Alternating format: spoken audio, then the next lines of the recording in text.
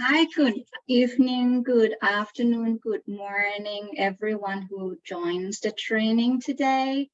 My name is Mutarika Pruksapong, Program Management Officer of the UN Office for Disaster Risk Reduction. Very warm welcome to all of you to this session 2 of the training. Transitioning to complex risk management and resilient urban futures, harnessing South-South cooperation and learning from COVID-19. Before we move on, I just want to flag to you that we have simultaneous interpretation available. The session will be primarily in English, but you can select the globe icon at the bottom of the screen to select the language of your preference. Now, this training is brought to you by 4 of the UN agencies, the UN Office for Disaster Risk Reduction, UN Office for South-South Cooperation, World Health Organization, and Pan American Health Organization. The training has 4 sessions running every Tuesday from last week, 23rd August, and it will end on 13th of September. We will start at the same time every week, and for today's sessions, it will be 90 minutes. It's a joint certificate training program, and so you are eligible to obtain the certificate of completion if you meet all of the course requirements, which include, first, you need to attend at least 3 out of the 4 live sessions, and today is the second one. You also need to complete the feedback form, the feedback survey at the end of the training course. And lastly, you need to take the exam at the end of the course and must score over 80% in order to be eligible for the certificate of completion. Your attendance is also automatically captured as you sign on to this training via the learning platform, and your attendance is automatically collected by that. Lastly, before we begin session 2, I just want to notify that all of the participants' video and microphone will be disabled. And if you have any questions you would like to ask the questions to the speakers, please make sure that you write your questions in the Q&A box, which you can find also at the bottom of your Zoom screen. Now, today is the second session of the training course, and it is led by the UN Office for Disaster Risk Reduction. We'll be focusing on introducing to you one of the very useful tools, which is the Disaster Resilience Scorecard for City, the Public Health System Resilience Scorecard Addendum. And it will really help you, we'll emphasize on help you to prepare for the integration of the health emergencies with the overall disaster risk management. And this also will help your cities to be able to transition to take the multi-hazard approach and also complex risk management. The session will be broken into 3 parts. Primarily, the first part will be the introductions about this scorecard addendum, which I will be doing this the presentation for you. Then you will be hearing the experience from one of our dear friend, Sidnei Furtado. He's the Director of Civil Defense from Campinas, Brazil, who has already applied the Disaster Resilience Scorecard for cities and also the Public Health Scorecard Addendum. And it helps the cities to be able to do the comprehensive planning to address multiple risks in the context. And also Campinas is also the resilience hub of the Making City Resilient 2030 initiative. So we really look forward to hear his experience. And lastly, before we close the session today, we'll be moderating a dedicated Q&A sessions. And also we'll administer a small quiz for all of you to do at the end of the session, and it will be facilitated by Mr. Sanjaya Bhatia, head of the Global Education and Training Institute of UNDRR, Global Education and Training Institute. The one reminder, all the PowerPoints will be shared to you via the online platform where you used to sign into this session, and also will be shared on the UNDRR webpage. And if you have any questions for us, don't hesitate to drop them in the question and answer box. So let's go into the gist of today's session, which is the introduction about the scorecard. Just a few reminders when we are talking about disaster risk reduction and building resilience of the cities. There are a few things that we have to keep in mind about. First of all, it's about when we're talking about resilience building, we really need to take the approach to look at things from a system perspective, looking at the system of systems, because the city is comprising of different departments that is dependent on each other. We also have seen in many cases, example, that when one sector has some problem or challenges, it may create a difficulty to other sectors. And when we take the COVID-19 as an example, I think it's one of the very clear indications of how one sector is dependent on the sectors. And we also need to understand how one sector can also create the cascading failures to the other. Hence, when we are talking about building resilience, we really need to bring on board these different agencies, different departments together to be able to also think about what we can do together to reduce risk of the city.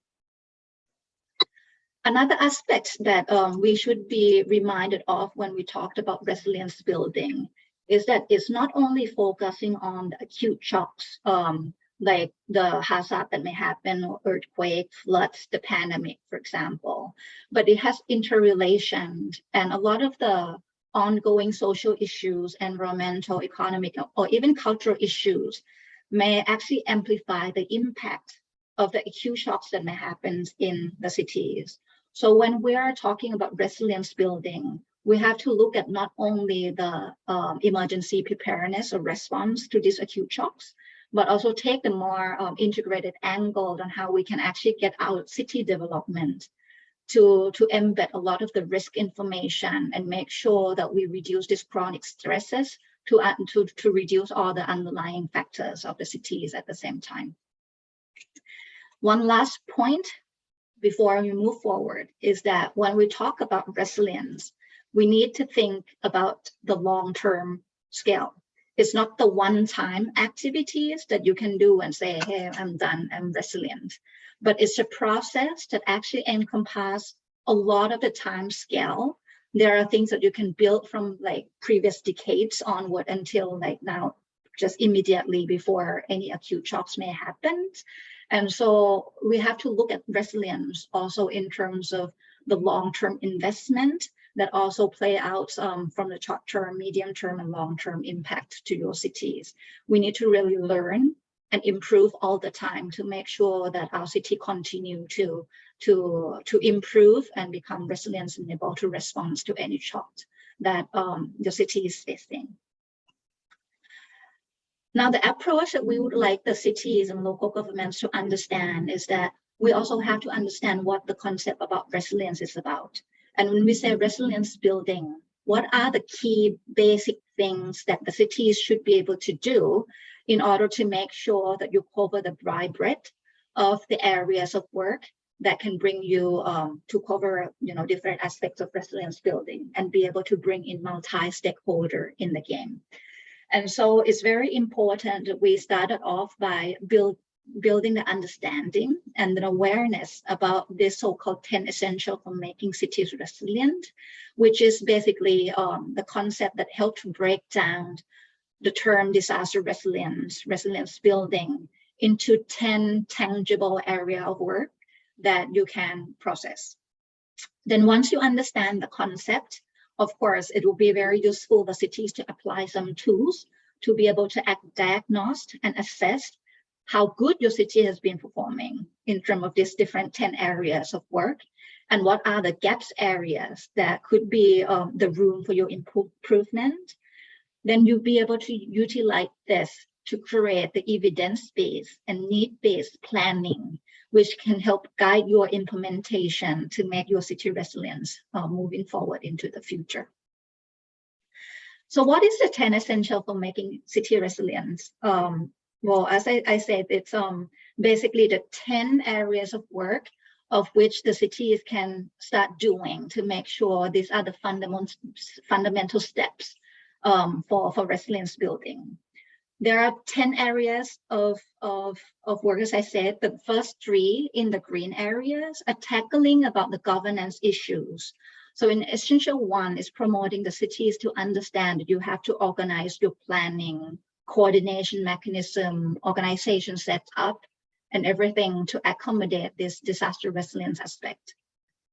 Essential 2 will emphasize the need to use the risk information for you to understand what type of risk the city is exposed to, and also the type of vulnerabilities and potential cascading impacts that your city may be facing. Essential 3 also talks about the needs for the cities to look at enhancing financial capability, and that could be the national government budget's utilization. It could be also about your local government budgeting mechanism. It could also be about tapping into the external donor funding or even the crowdfunding to get the money from the citizens or the private sectors to help to finance some of the resilience activity. Then the other 5 areas of work focus on integrating this into different development sectors and stakeholders' roles and responsibilities. So essential 4 would look at the use of the built environment, the use of legal framework, land use planning, and etc. to help you to be able to improve the urban development and design. While essential 5 would look at ecosystem, the use of nature on top of the built environment to help create some protective functions for your cities against disasters risk.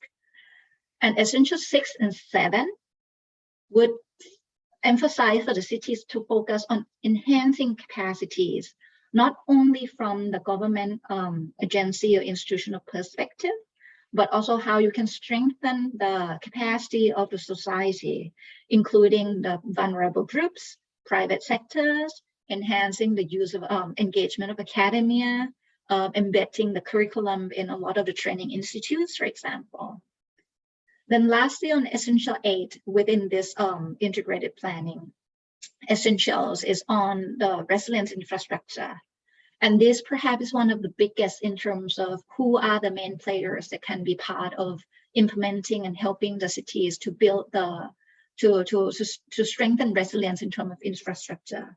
And this could be, all hospitals are including essential 8, education system, transportation, water sanitizations, communications, and etc. And then the last 2 areas of works are often the ones that we are familiar with in terms of addressing the acute shocks, which are the emergency response, and also recovery and build back better. So if you understand these 10 essentials, it really helps us to widen the perspective of what the city can do to build resilience moving forward. Now, the parents, there's a tool to help the cities to be able to move forward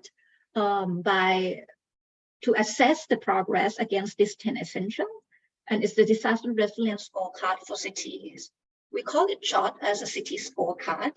There are basically the set of indicators, 47 to 100, over 100 indicators that help the cities to self-ask your progress based on this 10 area of work. And of course, like as I mentioned, that in Essential 8, it includes a lot of the development sectors, including health. And so health factors actually reflected also in this Essential 8. And city would have already a few questions in this city scorecard to be able to address very wide, broad spectrum of the health issues in the assessment. However, it doesn't come out naturally, and sometimes the health issue may be overlooked in this city scorecard. So there's development of this public health scorecard addendum, of which we'll be focusing a lot more to discussion today, that provides a set of indicators that focus mainly on integrating the different issues of the public health into these 10 essential, the 10 areas of work that a city should be doing in, to build resilience. It was developed already in 2018. And so by the time that the pandemic hit in late 2019, this scorecard addendum on public health became very useful for the cities to really address a lot of the gaps in terms of, how they have been overlooking the issues of the pandemic in their disaster risk management and planning. And because it's being the addendum, there are only 23 indicators. So it's lighter versions that you can really deep dive into understanding the issue, doing the assessment around this public health questions. So let's take a look a little bit of what the public health addendum can actually address the gap that we see in the city scorecard. Now I'm taking the example from the questions of the city scorecard. And let's take a look at the question 1.1.2 here. The area of the question is focusing on the consultation in the plan making process. And the question is asking particularly whether your city's planning process is being done through the inclusive, participatory, multi-stakeholder consultation approach. And the city is allowed to score between 0 to 5. From no stakeholder was engaged in the plan making on disaster risk reduction at all, or you have all groups of stakeholders attend and participate in the planning, of which you can score 5. But you can also score in between at least 2, at least 4, at least 6 to 10, at least 8 to 10, depending on your city context. And you will see on the right-hand corner here in the bullet points, this gives the example of the list of the stakeholders that could partake in the consultative process of the plan making. Of course, you will see here that there's an option for local health sector as example. But of course, if the city chooses to answer, for example, at least 4 of the listed group have been engaged in consult, it doesn't mean that the local health sector is part of the planning process. Right. So what happens in the health scorecard is that, I'm sorry, I'm switching some slide over. So we'll see that in the first essential on integration of the public health governance in the governance system and disaster risk reduction planning, there will be a specific questions that would ask, are public health and medical professionals involved in disaster planning and management? And so it gives a bit more what you call detailed and explicit questions for the city to reflect and make sure that the public health professionals are actually part of the disaster risk planning in the cities. Also, there will be the questions to ask on the reverse direction, whether any other professionals, whether it's sanitizations, water, energy, communication, or other sectors, were involved in the public health planning per se. So the addendum really helps to integrate both ways of making sure that public health is part of disaster risk management planning, and at the same time to make sure that when you plan for anything public health related, you also bring in other sectors that are relevant to the subject in the planning cycle. And of course, in other aspects of the public health addendum, it also covers specifically the questions to ask to make sure that you integrate the public health issues in the essentials as you ask the questions. And of course, when we are talking about public health, it's not only just about medical or doctors or nurses, but also address a lot of the non-medical issues of medical emergencies. And in the context of the pandemic, for example, this scorecard also make you think beyond, just a single agency, but also into like isolation facilities, pharmacies, food distribution system, laboratory, or even like the temporarily medical treatment centers or telemedicine option, etc. So the public health scorecard really brings out a lot of the aspects around the public health system issues for you to really emphasize on when you do the assessment. So let's also take another look at one of the key examples of the Public Health Scorecard Addendum. So let's take this question on Essential 6, for example, that it talks about the availability of public health workforce with relevant competency and skill for disaster resilience. So the question would ask the cities to reflect to what extent are the workforce, competencies, and skills required to plan and maintain public health system and services for disaster resilience available in the cities. And of course, this would encompass different sort of the skill sets and personnels that would be needed for not only just the emergency response, but let's say is like on, you know, just when the pandemic surge, for example, whether you are able to retain the normal hospital treatment operation. And you can also, the cities would be able to reflect from the 0 to 5 scale of answer, whether like, no, you have not been considering any issues about the adequacy of the skill set and the human resources in this area, or you have some like relevant skill identified in some of these bullets capacity on the right hand side, but then you may perhaps like you may focus a lot more on doctor or first responders, but you may not have looked into the testing laboratory staff or even pharmacists or home care service, for example. In connection to COVID-19 and the pandemic, the Public Health Scorecard also brings out a lot of the questions that addressed the readiness of the cities in terms of preparing for these pandemic emergencies, and not looking only at the pandemic or outbreak itself, but also in the connections to the regular day-to-day medical treatment and public health services available for the citizens. And so we also will be seeing the questions in the scorecard, for example, Essential 2 here on the use of risk scenario. There will be the question asking whether the scenarios around the pandemic and outbreak or even other public health disaster included in the risk scenarios and adopted by the cities in the planning process.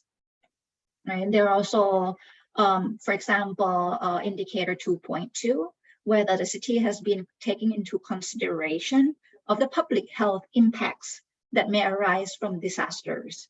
So this is not only just the medical treatment, but it's also on like, you know, the trauma, post-trauma, chronic condition, water, foodborne disease, and, you know, many other things that may also affect the psychological care of the people.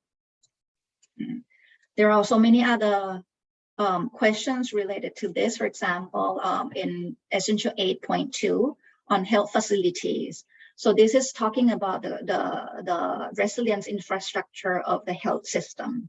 So there will be question asking, for example, whether the health facility can manage the surge of patients that may come from not only the pandemic, but what if the pandemic happens at the same time as the cyclone or like multiple hazards happening at the same time?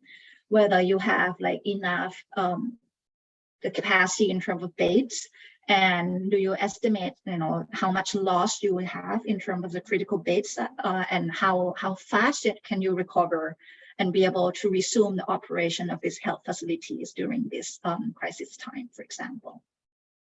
Okay. So there are a lot of very good questions that really help you to reflect a lot of ways to make sure that the public health system resilience issues are not overlooked when we are doing the disaster risk reduction planning. And so in this way, it really helped you to move from a single hazard approach to the multiple hazard approach for risk management. And this is how the scorecard looked in terms of cover. There's a link where you can also download, and it's absolutely free for use, like many other scorecards that we have. It has been through a lot of consultations, including the experts from the World Health Organization, and has been used by a lot of the cities and countries around the world to address a lot of gaps that they have had in terms of addressing public health issues in disaster risk management. It's currently available in 13 languages, and you can see the list of the languages here on screen. And we're also very thankful of a lot of the volunteers that have helped in the translation of this public health scorecard addendum. Many of them actually came from this kind of trainings that we do, and you are keen to be able to use it in your countries and your language. And so there are a lot of volunteers that just surface as a result of this kind of trainings that translate the materials in these main languages. And of course, if you are interested to make it available in your languages, and don't hesitate to contact us, and we'll be happy to work with you through that. If you go to the link and you download the file, there are two versions of the Public Health Scorecard Addendum. One is in the booklet in the PDF format. You can print everything out. But I'm showing you here the Excel tool that really helped you to use it in the interactive format with your colleagues and be able to use it rightly for the decision making in the planning process. So there are a lot of buttons on the screen that you can also click to go to assessment, to go to the result page, and etc. But this is how the scorecard actually looks in the Excel tool. So you will see the questions on the top left-hand corner. You will see the comments, explanation about the questions on the top right-hand corner. You also will see the list of the options of which you can do the scoring on this left-hand middle part. And there are a lot of empty boxes here. So on the right-hand side, where number 4 is located, is where you should be providing the mean of verification, or basically the evidence, the documentation of your discussion with colleagues, the evidence about what plans or what activities that you already have had taken place in the cities, so that it helps to back up why you score this question in that particular way. There are also the list of the empty boxes in the bottom, of which you can also start to list out the action items, what you wish to do to be able to improve, to address the gaps you have identified. You can also specify who's responsible for that, and also specify some of the time scale. So at the end of the assessment, you'll get the long list of the possible action point. And you also will have the list of all the evidence that you backed up this scorecard exercise. And so you can use all of these inputs for your decision making, prioritize the actions, get the funding, or even use it to package into the projects, which already will be giving you a lot of the background evidence and identify your needs. And that's really will be helping you to really prepare better projects for seeking funding support from anywhere.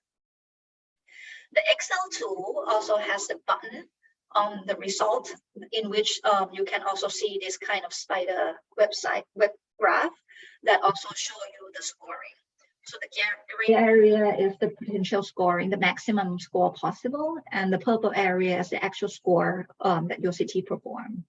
You can also download the reports for your inputs and discussion. We also would recommend that this scorecard is being used in the workshop style, because it really helps you to bring out the dialogue and create the discussion with your stakeholders, bring in the knowledge, bring in the expertise of all the people involved in this public health system resilience, and also those involved in disaster risk management of the cities to talk about the same thing. And we also have witnessed a lot of the cities have used both the city scorecard and also the public health scorecard. And the common benefits that we have heard from the cities are listed on this screen.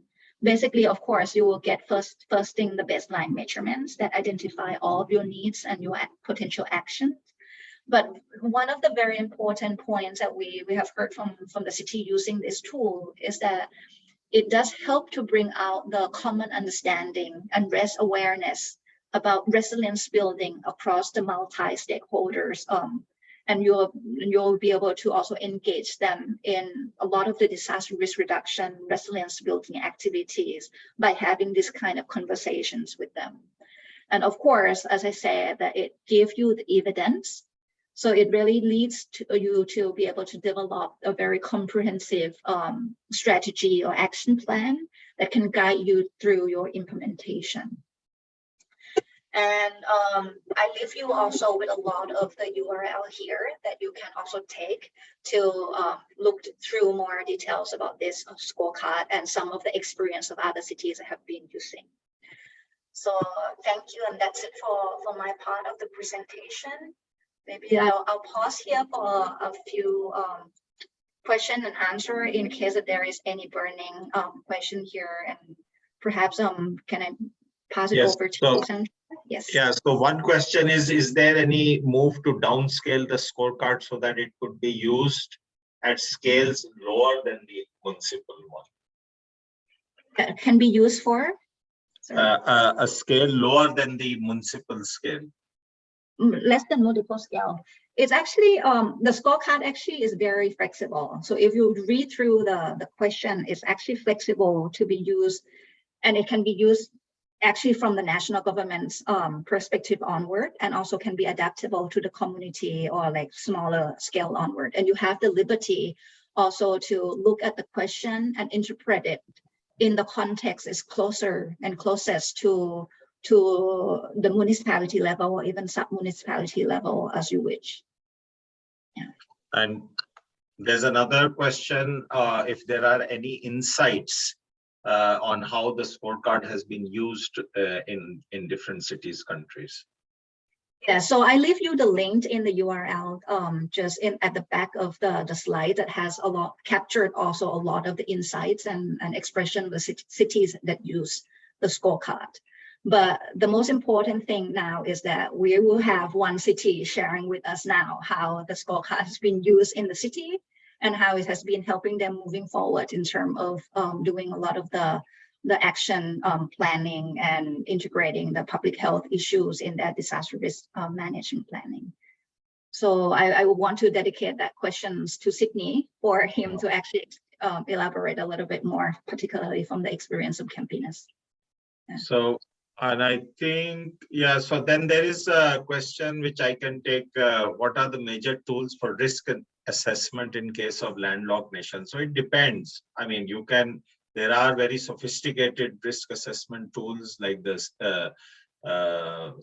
city risk profile tool and others.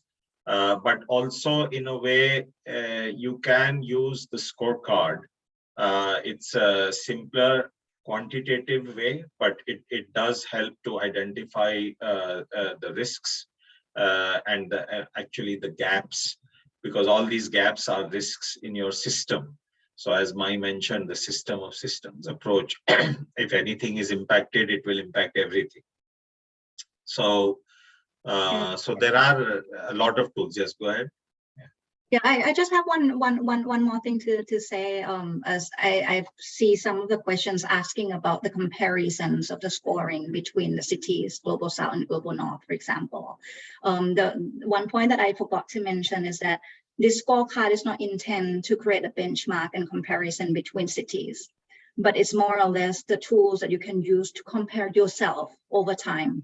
So if the city is doing the scorecard today, and you have identified some actions that you can take forward, you take some actions, maybe in a couple of years' time, you redo the assessment and you compare the scoring of that, 3 years difference to see whether you have improved in some of the areas, or, and be able to compare yourself against the two what do you call the timeline.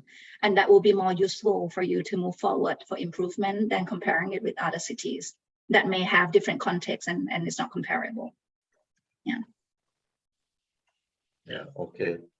And I think now we are on time for Sidnei's presentation, and that would clarify many of these questions which are coming up on the actual application of the health scorecard.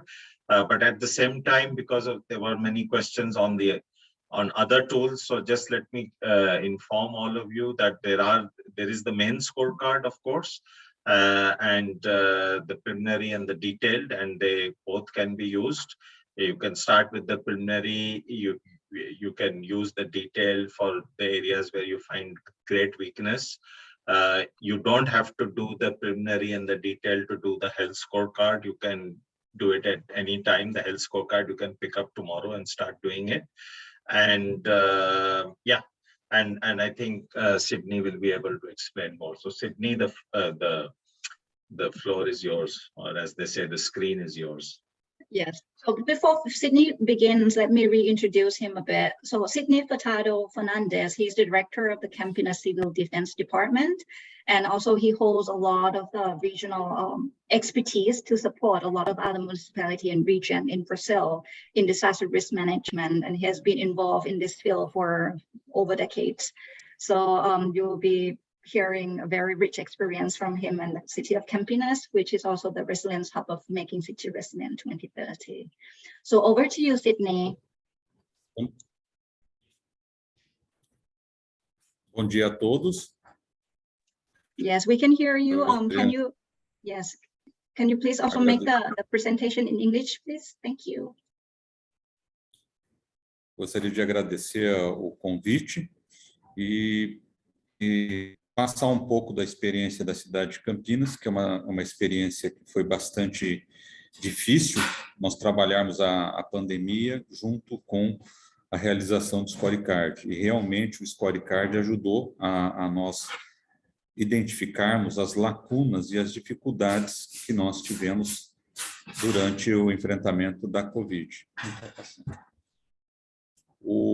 Campinas é uma cidade que tem 1.200.000 habitantes, é uma cidade relativamente, é uma metrópole e sede de uma região administrativa que envolve 6 milhões de habitantes, mais ou menos, quase 7 milhões de habitantes, e ela acaba enfrentando todas as demandas de toda a região de Campinas aqui no estado de São Paulo.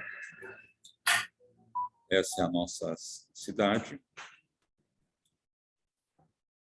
As principais ameaças que a cidade de Campinas tem são a questão das inundações, a questão do deslizamento, a questão de um aeroporto internacional, que é um dos maiores do Brasil, em termos de e a questão de tornados também, de vendavais, e sempre esteve na cidade a questão relacionada às epidemias e pandemias.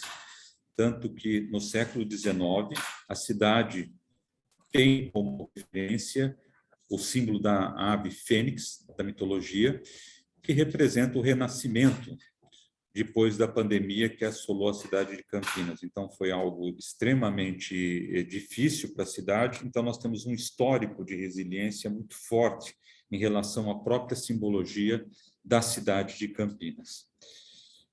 Campinas ajudou na campanha Construindo Cidades Resilientes, foi a primeira cidade do estado de São Paulo a realizar a adesão em 2012, e em 2013 nós assumimos ainda a promoção da campanha Construindo Cidades Resilientes como promotor aqui na cidade de Campinas, e conseguimos aí um número bastante expressivo de 1.078 cidades que fizeram adesão e mais de 105 cidades que também fizeram a parte do LGSAT, a questão dos compromissos assumidos.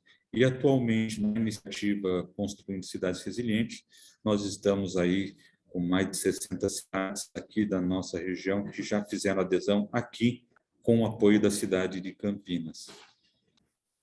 Campinas foi a primeira cidade também a desenvolver, a construir o Comitê de uma Cidade Resiliente.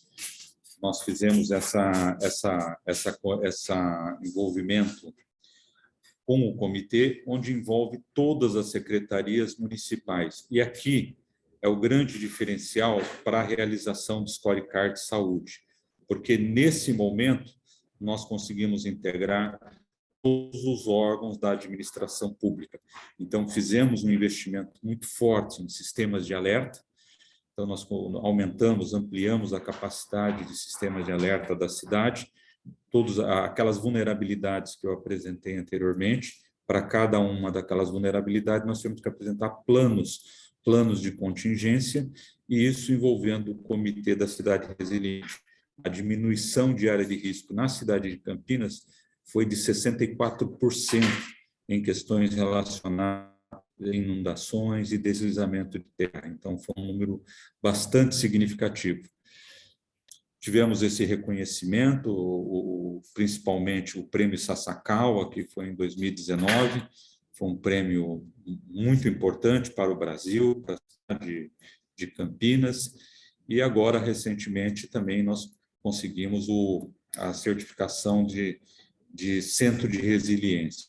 Então, esse é um reconhecimento extremamente importante, algo que tem dado um resultado não para Campinas, mas para toda a região, para toda a nossa região metropolitana, e o investimento principalmente na atividade de redução de risco de desastres. Então, nós temos aí um envolvimento de todos os representantes das secretarias municipais, isso é de forma legal, é de forma em legislação, através de decreto, através de projetos de lei que determinam que todas as secretarias devem estar envolvidas junto ao comitê de uma cidade resiliente. Então, a integração do sistema, ela tem sido fundamental para o aperfeiçoamento. E agora, recentemente, nós fizemos a parceria com o Centro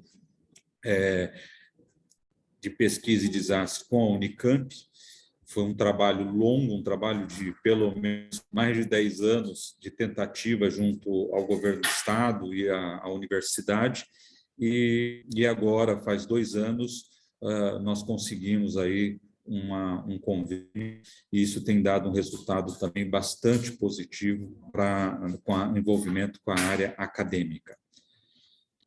O Centro de Resiliência de Campinas, que teve esse reconhecimento recentemente, nós já conseguimos uma área de pelo menos 5.000 metros quadrados para a construção desse centro de resiliência, e o que é mais importante também é a destinação de recurso destinado à construção desse centro de resiliência. Então, é algo que já está em condições de ser implementado na cidade, e isso vai ajudar na capacitação de todas as cidades aqui da nossa região, do estado, enfim, vai ajudar muito a nós realizarmos intercâmbios com outras cidades. Tá? Isso é muito importante. Focado na questão da resiliência, o Scorecard de saúde pública, nós fizemos várias reuniões com os membros do comitê da cidade resiliente, e isso realmente deu o sucesso para o nosso trabalho. Principalmente, nós conseguimos verificar as lacunas, as fragilidades que nós temos na construção de uma cidade resiliente. Então, não foi só na questão dos equipamentos, não foi só na questão da falha, da deficiência em recursos humanos, mas principalmente a saúde, entender o que o outro órgão faz, o que a outra secretaria faz, e a outra secretaria entender também as dificuldades que a outra secretaria de obras, uma secretaria que envolve a área de meio ambiente, eles têm essa dificuldade no sentido de integrar. Então, o Scorecard de Resiliência, ele foi, para a saúde pública, ele foi determinante para o enfrentamento do nosso trabalho com a Covid. Então, isso foi muito importante. Ele está ajudando a nós desenvolvermos o nosso plano local de resiliência. Nós estamos fazendo uma reavaliação, estamos reavaliando todo o nosso plano de resiliência local em cima do Scorecard. Inclusive, nós estamos demorando um pouco mais, até para que a gente tenha mais elementos, inclusive mais assertividade no que nós devemos fazer no nosso plano local de resiliência. No resultado do Scorecard, nós elencamos o que nós chamamos eixos estruturantes. São aqueles eixos que são relevantes para todo o desenvolvimento do Scorecard de saúde. Então, nós elencamos 2 comitês que são estratégicos, principalmente o comitê da Covid, um comitê que ele é considerado e ainda é considerado estratégico, e o comitê de enfrentamento que nós chamamos as arboviroses, especialmente a dengue. Ela é uma grande preocupação para o Brasil, ela é uma preocupação enorme para a própria questão da história da cidade com a febre amarela. Então, esses dois comitês eles têm uma representação muito forte. Então, no Scorecard de Saúde ficou muito evidente.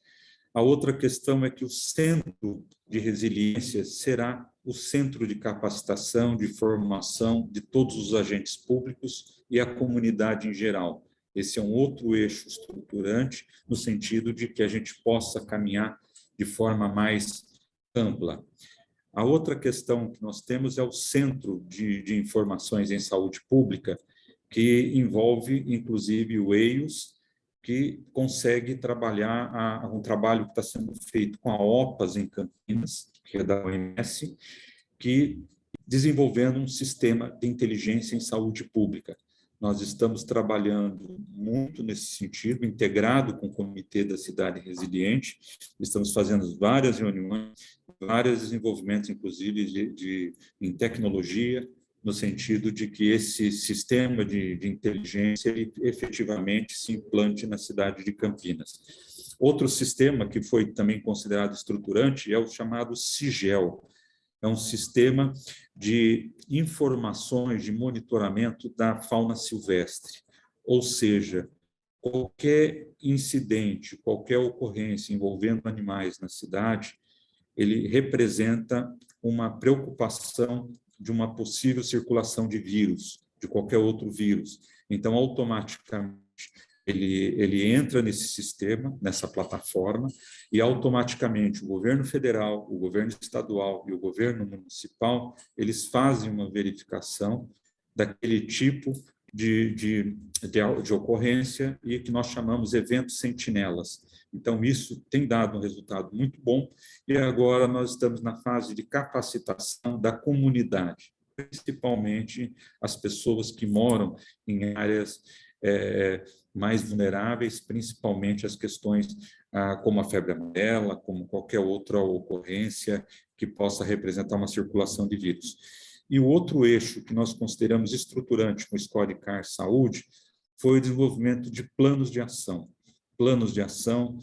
para todas as áreas que principalmente materializou lacunas, que materializou problemas durante a realização do Scorecard. Então, um exemplo típico, o sistema de gestão mortuária, o sistema funerário da cidade, que ele tenha capacidade sempre para enfrentar novos desastres e que ele possa enfrentar situações semelhantes ao que aconteceu com a pandemia do Covid.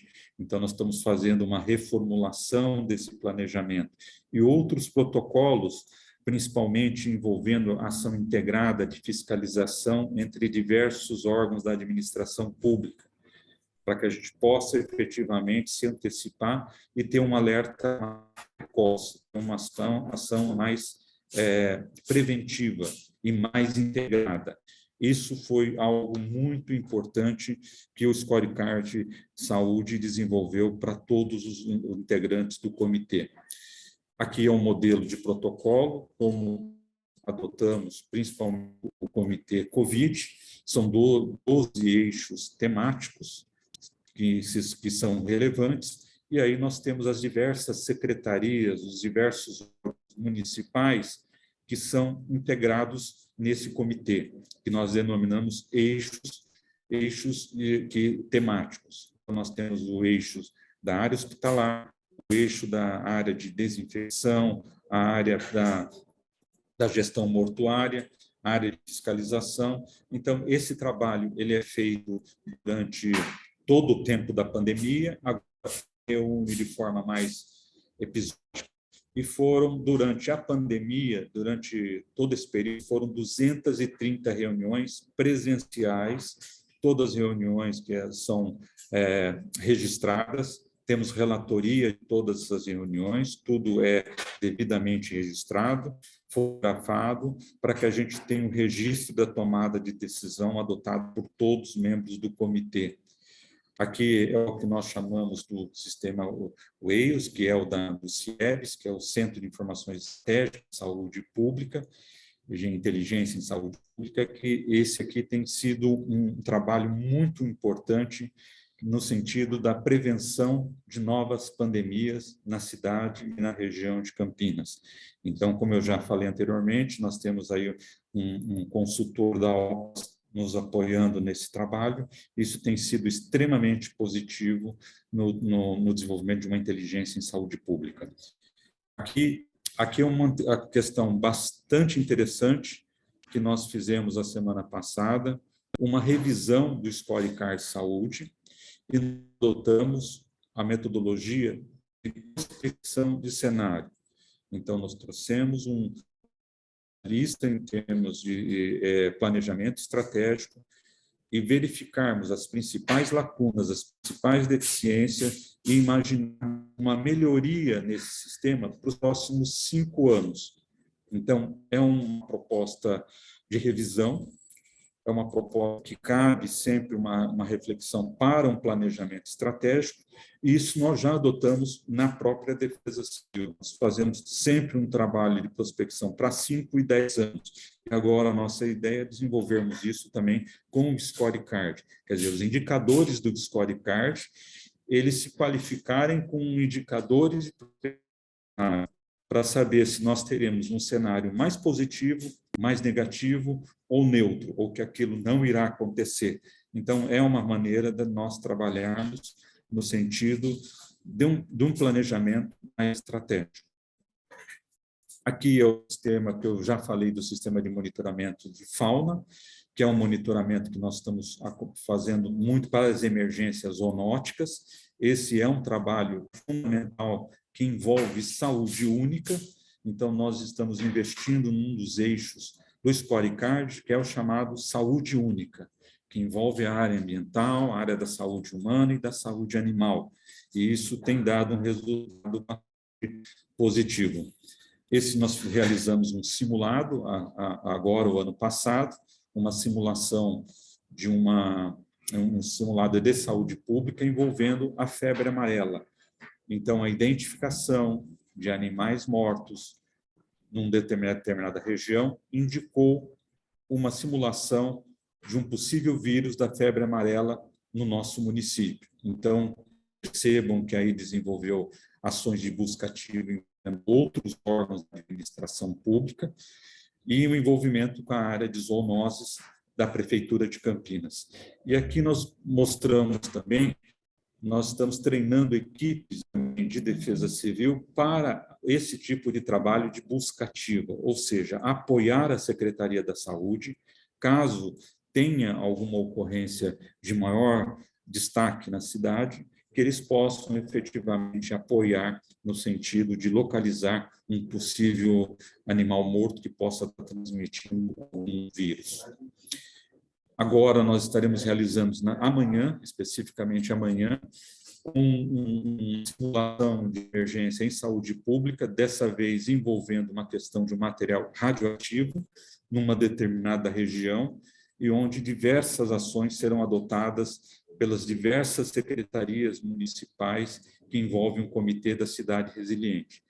Isso está também dentro da proposta do Scorecard, e vai ser uma maneira também de nós aferirmos e ajustarmos se isso efetivamente está acontecendo. Volto a enfatizar que o trabalho de inteligência em saúde pública está sendo fundamental, porque nós estamos tendo parâmetros para dimensionarmos futuras ocorrências. Eu gostaria de agradecer o nosso trabalho e estou à disposição de todos vocês.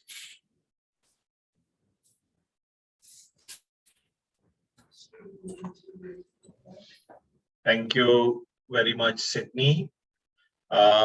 There are a few questions. I'll give you one by one. One question was,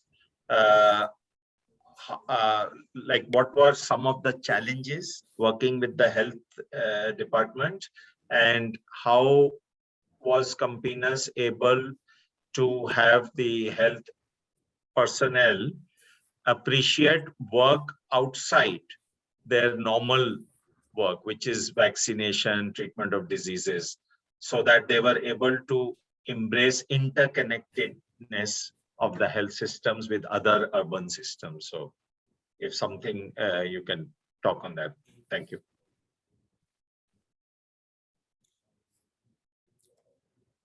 Eu acho importante que houve um entendimento muito claro que a pandemia ela foi o segundo maior desastre global depois da Segunda Guerra Mundial. Então, ele foi caracterizado como uma ação de guerra. Não tinha muito, nós tínhamos que envolver todos os setores. E houve um trabalho muito interessante de envolvimento de todas as áreas da prefeitura e da própria comunidade, no sentido de apoiar a saúde nesse momento grave. Então, como nós já tínhamos um histórico de trabalho sistêmico, toda atividade de harmonização, ela sempre existiu. Então, na realidade, nós só colocamos isso em prática. Uma coisa que eu informo que é muito importante, toda atividade relacionada ao scorecard, ele deve virar depois um plano ou uma legislação, um decreto, uma lei. Isso materializa o trabalho de forma mais permanente. Essa lógica nós temos adotado já há alguns anos, e isso ajudou muito essa integração com a saúde. Então, acho que isso tem sido fundamental e está sendo, né? Porque esse trabalho não vai parar nunca, ele vai sempre se ampliar cada vez mais, em especial as doenças zoonóticas e atividades de inteligência em saúde pública.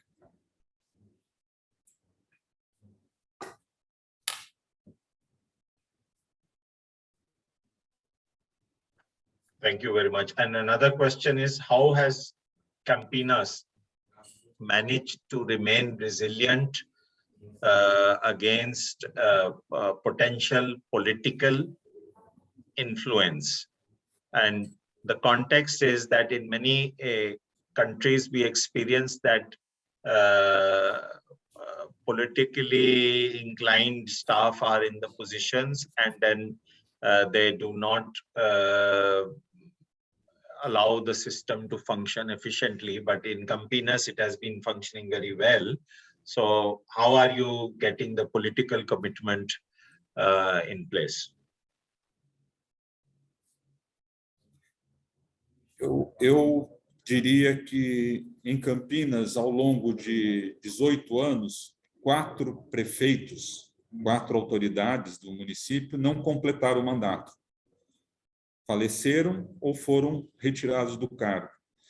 Durante todos esses anos, nós trabalhamos sempre de um lado de formação de comitê técnico. E esse comitê técnico, ele tem sempre um embasamento técnico e nós não nos envolvemos com as questões da administração política. É ao contrário, a parte da autoridade política, ele sempre vem buscar informação técnica nos comitês. Eu acho que esse foi um grande avanço, que o Comitê de uma Cidade Resiliente, ele se mantém desde 2013, e ele se mantém sempre com os servidores da própria administração pública, que possuem uma legislação muito clara, e isso facilita muito o trabalho. Outra questão que é muito importante, toda a reunião nossa de comitê, inclusive de scorecard, ela é gravada, ela tem ata, ela tem lista de presença, ela é fotografada, e tudo aquilo que é colocado numa reunião, ele tem que ter a representação de uma responsabilidade de cada secretaria, e que na hora da crise, ela efetivamente ela será apresentada como tal. Então, não é só uma decisão da autoridade pública, mas é uma questão legal, constitucional.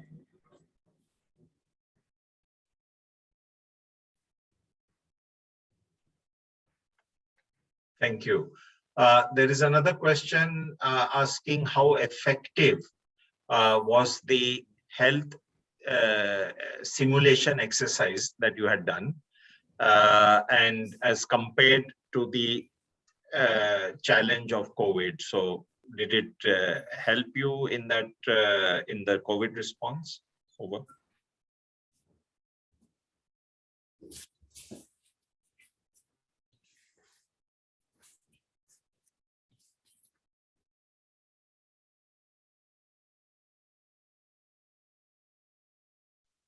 Yes, let's wait a few minutes.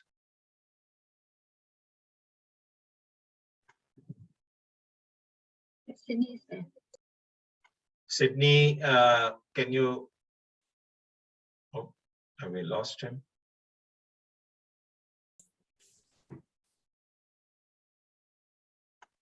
I think we have lost Sidnei altogether. So, Sidnei is back. Sim. Yes, okay. Sidnei, the question is, how effective was the health simulation exercise that you had done? And did it help in your response to the pandemic?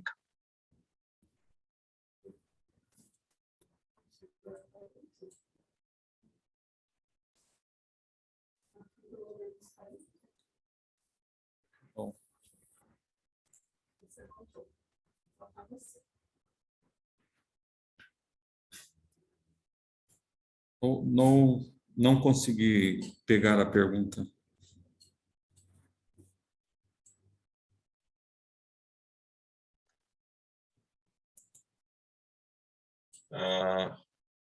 The question was, how effective was the simulation exercise that you had done? And cannot hear, I think. O exercício simulado que nós fizemos sobre febre amarela envolveu pelo menos 8 órgãos municipais, principalmente a questão do uso de uma plataforma que nós chamamos que ela é informatizada, onde o próprio cidadão pode adotar.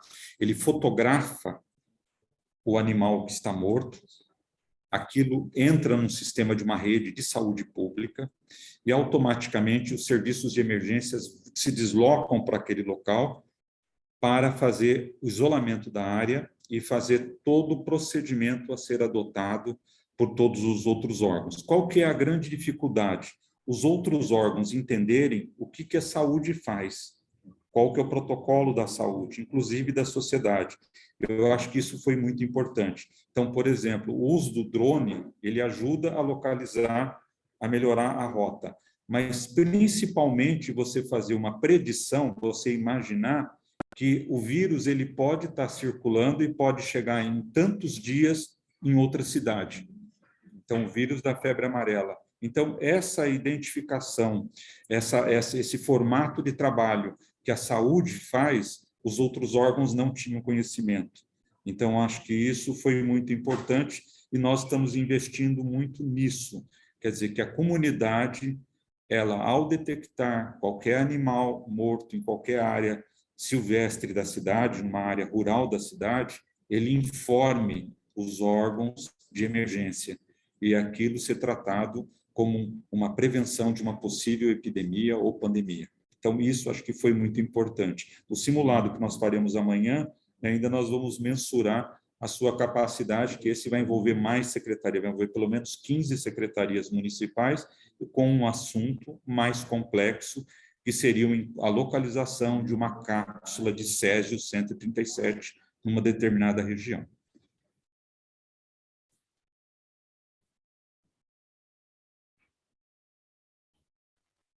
Thank you. The other question is about the financing of the actions that were determined. So, what was the role of the budget office of Campinas in the scorecard exercise? So, what was the role of the finance department in the scorecard exercise? That's one question. The other one is, and how were you able to finance the actions that you needed to take to increase your resilience?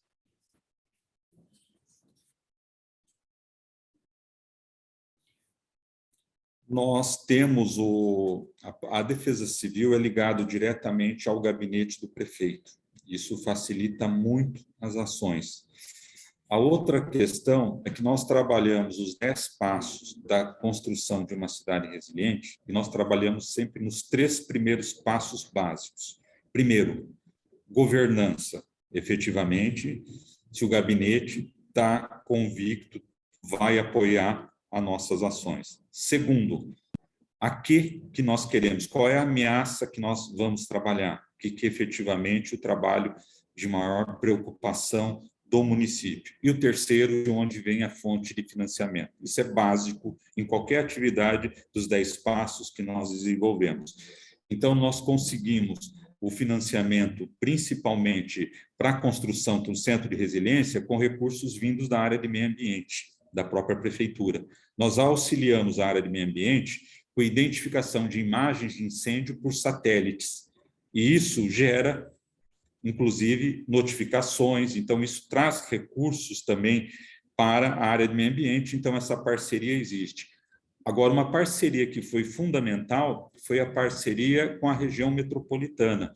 Então, foram disponibilizados agora a compra de um radar meteorológico que vai atender 20 cidades da nossa região. É um radar que foi aprovado por todos os prefeitos. Ele tem uma finalidade fundamental no nosso trabalho, que é de prevenção, e esse radar já está na fase de licitação de compra.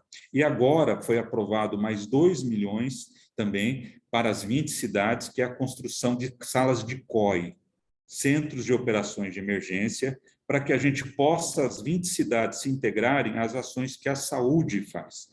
Aquilo que a saúde monta, COI, saúde pública, que ela possa falar a mesma linguagem nas 20 cidades. Então, nós estamos aí com vários trabalhos importantes, como a cidade também de Itatiba, Vinhedo, são cidades que estão fazendo o plano local de resiliência, estão ampliando. Então, e esse financiamento está acontecendo. E também o aporte do governo do estado, também de financiamento, todas as cidades ganharam viaturas, ganharam carros, certo? No estado foram mais de 470 viaturas que foram disponibilizadas. Então, eu diria que o aspecto da resiliência aqui em Campinas, ele é uma realidade. Porém, ele precisa sempre ter esses 3 focos: governança, qual o mapeamento da ameaça e de onde vai sair o recurso. Se não tiver esses elementos, é muito difícil nós seguirmos. E vamos fazer agora a Semana de Redução de Risco de Desastre, a apresentação dessa proposta desse radar meteorológico, que será o sistema de alerta precoce, e também o sistema EIOS, que está sendo desenvolvido de inteligência e saúde pública aqui em Campinas.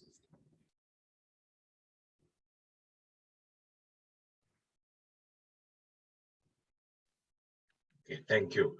I think the last couple of questions.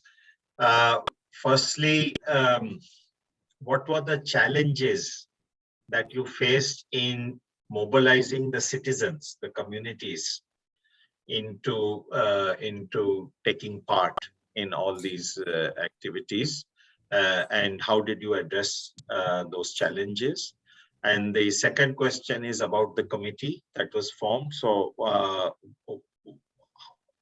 what was the participation of different stakeholders in that committee? How inclusive was it?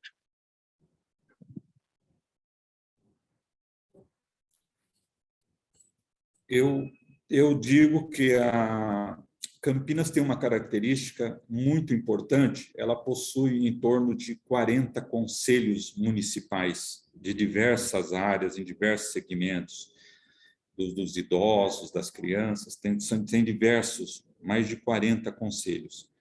Os comitês, eles têm a função de integrar as ações do município como um todo, atividade governamental. Mas eu admito que ainda nós precisamos avançar muito ainda na questão do envolvimento de toda a sociedade. Esse é o grande desafio ainda.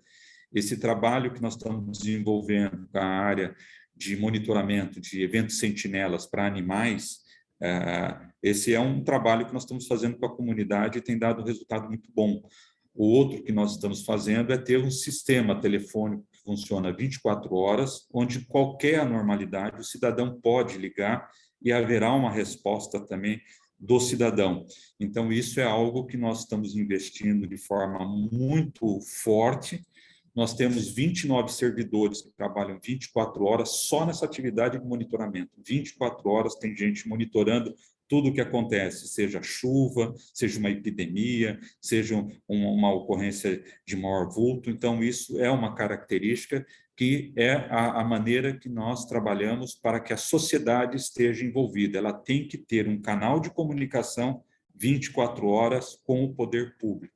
E isso é fundamental e nós investimos muito nesse tipo de atividade.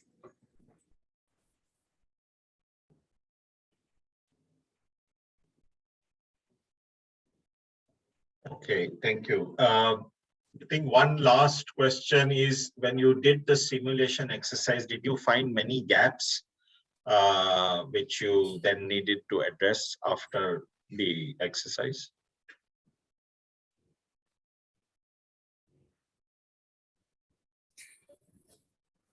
Eu diria que nós estamos consertando até hoje. Nós estamos sempre buscando consertar. Vamos fazer uma nova simulação, inclusive evidenciando as fragilidades que nós encontramos. Encontramos várias, não foram poucas, não. Encontramos várias lacunas. Eu acho que isso é um processo longo e muitas vezes você precisa ter investimento, e isso às vezes demora, e você precisa sempre compatibilizar, harmonizar o investimento com aquilo que é a realidade que nós temos. Então, a simulação trouxe, sim, várias dificuldades e que nós estamos tentando superá-las ainda. Nós não temos isso ainda com uma certeza absoluta, e por isso que vamos desenvolver outra simulação envolvendo não só a questão da febre amarela, mas a questão, inclusive, do césio. E uma outra questão também que eu gostaria de abordar é que nós estamos fazendo, por exemplo, o uso desses eventos sentinelas em animais que são mortos próximos ao aeroporto internacional de Viracopos. Porque esses animais mortos são focos de atração de pássaros e que podem colidir com os aviões. Então, nós estamos envolvendo a comunidade naquele entorno para que haja qualquer localização de qualquer animal morto no entorno de um aeroporto, ele deve ser comunicado imediatamente, porque ele pode atrair outros pássaros e isso ter uma colisão com a aeronave. Então, tudo isso, uma coisa vai puxando a outra. Por isso que nós falamos do scorecard, à medida que você vai estruturando o scorecard, vai aparecendo outras demandas que não estavam previstas. E aí nós estamos fazendo essa revisão desse scorecard, utilizando essa metodologia de prospecção de cenário. É um software que está sendo utilizado para que a gente possa desenvolver um planejamento mais estratégico para os próximos anos, pelo menos para os próximos 5 anos.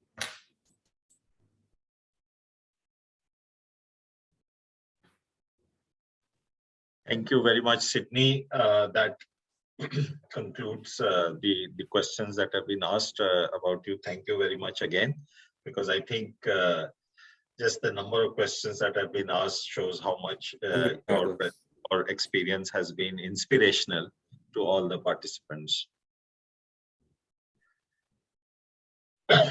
So now, as we move to the next part, before that, there's just one question which I'll try to answer live. It's about, given the pressure from population growth, especially into the urban areas, what is the best way to manage or to maintain buffer zones along rivers and creeks, and regulations on building on mountain slopes and so on. So this is a challenge, of course, with the growing population and more and more people moving into the urban areas. This is always a challenge, but what is important is, firstly, the city master plan, and that becomes very important. Without that, everything else will fail. And the master plan should incorporate these land uses, which include buffer zones, green spaces, because green spaces help to absorb excess rainwater, and also to control the heat in the city. And similarly, the riverside areas in many countries, they are used not for building residential or critical infrastructure, but they are used for creating recreational areas such as soccer fields, tennis courts, parks, cycling paths, and areas for water sports and so on. So that part can get flooded, but the remaining part where the people are living and where the critical infrastructure is situated remain safe. So this is all about, of course, creating awareness all the time, both for the political leaders, decision makers, officials, and the citizens. But at the same time, and then implementing these ideas, which are actually cost saving, in the master plan, through the master plan, and through revisions of the master plan. So that's what I would say. Now let's go to the last part today, or well, second last part. We have about 10 minutes to do a quiz. So I will share. Let me share the slide.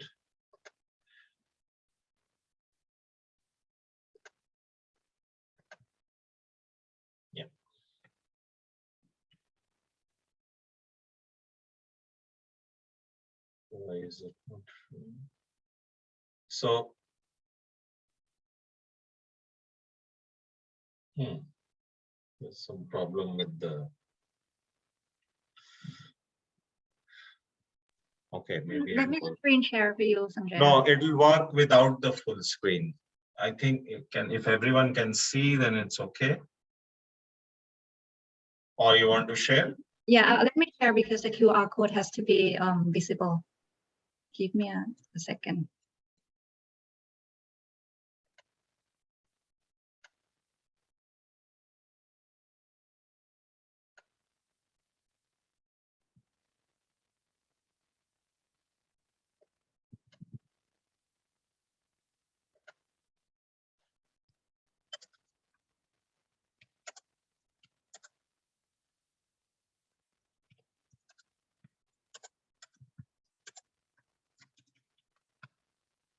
Okay, so what you have to do is go to Slido, type Slido, and then go to slido.com and then join by giving that hashtag UNDRR.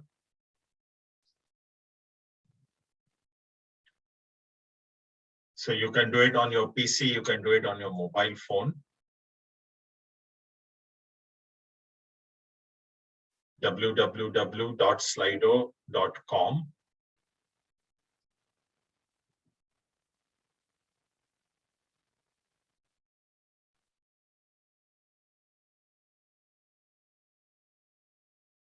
I'll give you a couple of minutes, 1 minute to do that.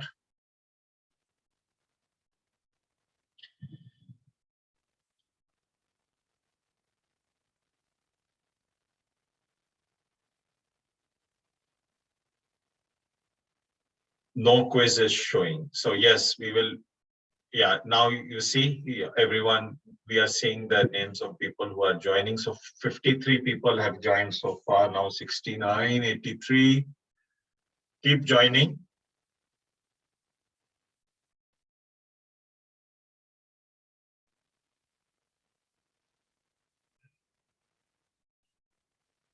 $155, $164.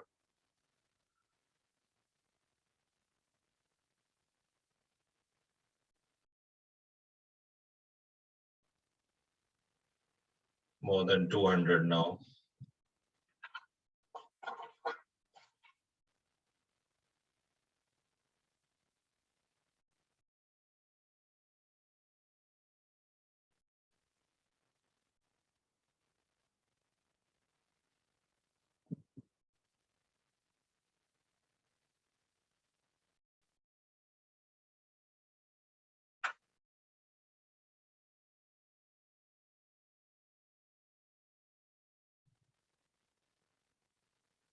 So those who are not yet, please join, because it's a fun exercise. We have about 5 questions, and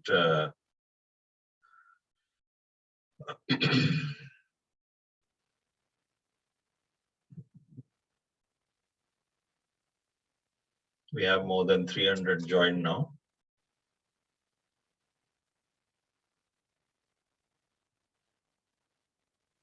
Slido.com. The code is UNDRR in capitals. Or you can scan the QR code, which is showing on your screen.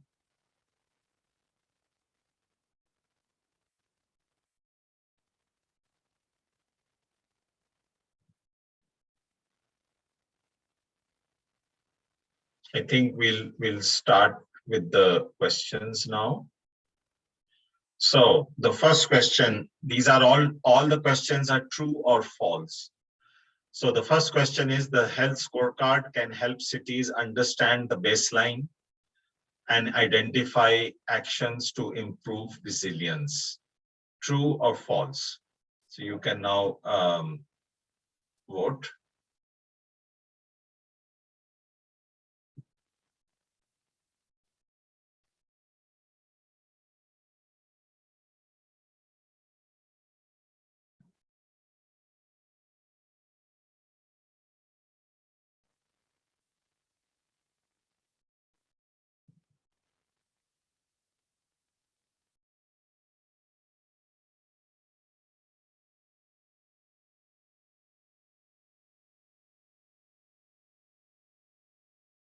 Okay, so let's see the answer.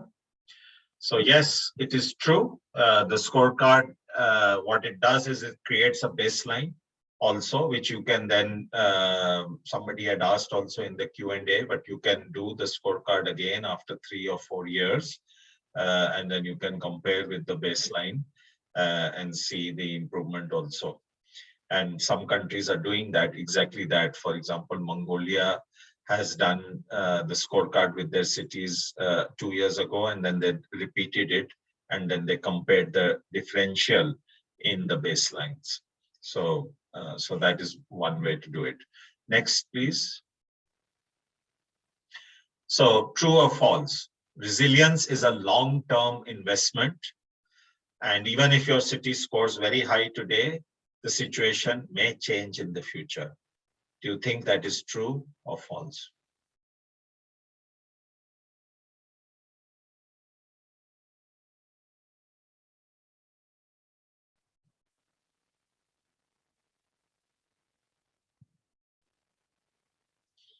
Please don't write in chat. Go to slido.com, code UNDRR and vote there.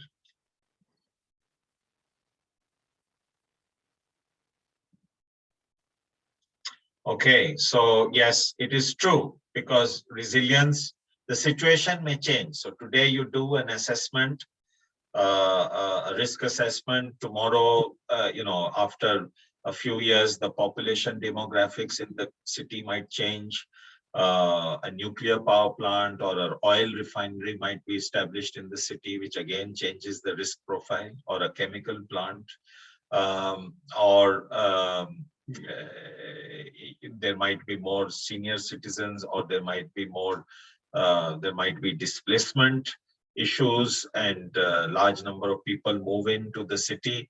So again, that will change the risk profile. So whatever happens, it can change. The next one, please. True or false? Building consensus and working relationships between different sectors is not an objective of the scorecard. So what it is saying is that creating working relationships between different government departments is not an objective of the scorecard. Is that true or is it false?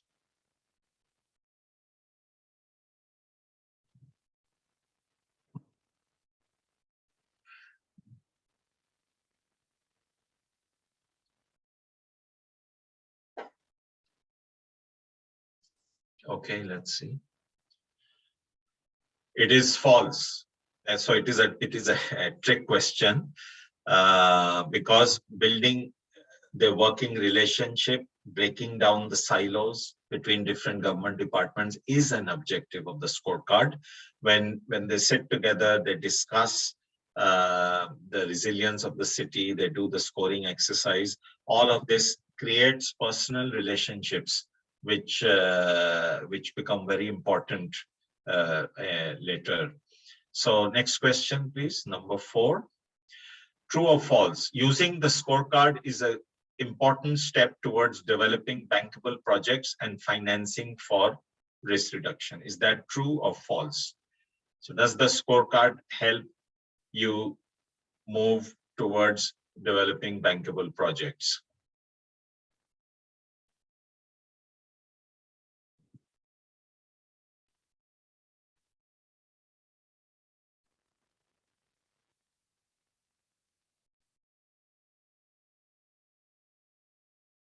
Okay, let's see. Yes, it does, because what you do is you use the scorecard to identify gaps. Then for those gaps, you try to detail the actions that need to be taken to address those gaps, to reduce those gaps. You determine the time frame when it will be done in 2 or 3 or 4 years. You determine the lead agency and the supporting agencies, who is responsible. You determine what could be the sources of the budget. And in many cities, they have converted this kind of action plan into projects, and the projects have then been financed through various means, including the city budget office. So yes, the scorecard helps in developing bankable projects. And then the next question, I think that's the last one. The only high-risk population to be considered for the planning exercise are the elderly and the children. Is that true or false?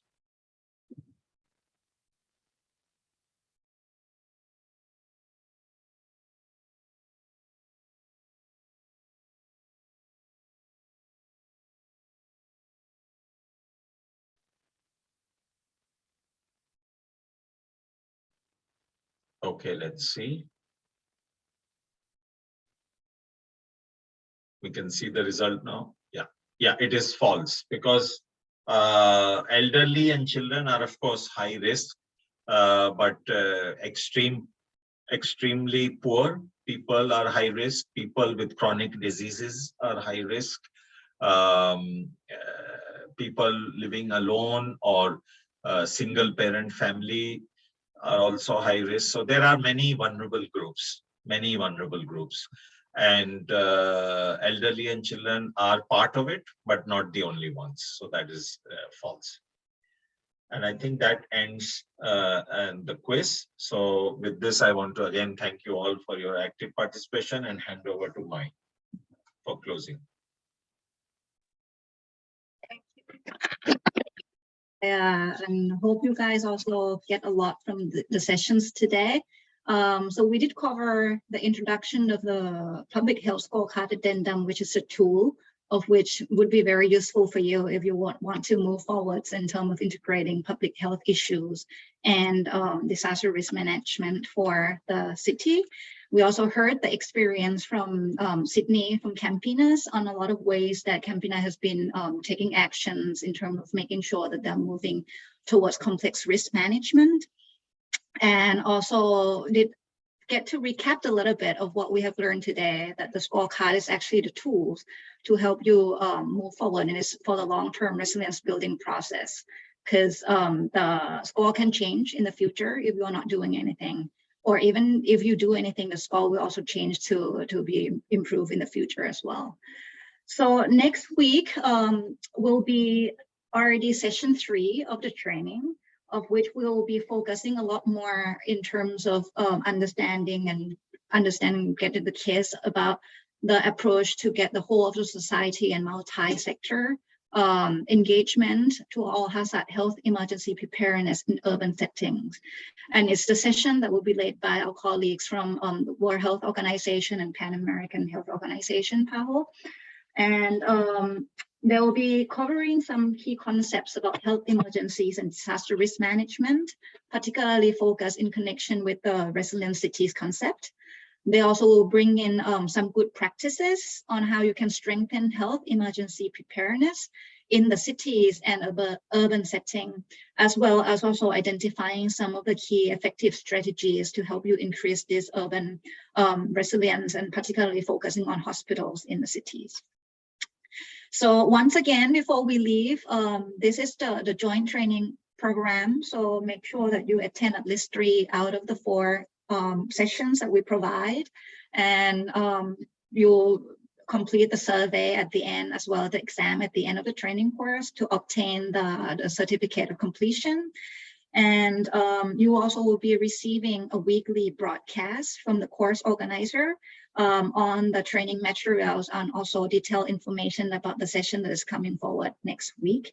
So with this, I would like to also, can you mention where they can download the material, because this question keeps coming again? Yes, so the material is the same platform that you use to log into these learning sessions. That will be the place where you can download the material before you actually click join the session.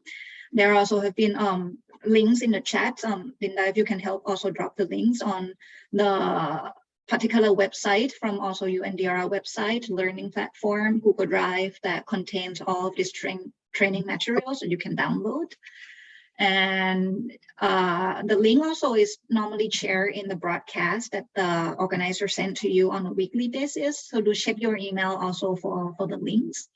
So with this, I would like to thank Sidnei, our guest speaker, thanks Sanjaya for joining us today, and also all the interpreters that have helped making this session possible. And wish you a good night, good day, good evening, wherever you are, and see you again next week. One point, people are asking, is there any feedback form? So that's not for today, right? That's for the end of the course. Yes. So with this, we close the session, and thank you all for joining us today, and see you next week. Bye-bye.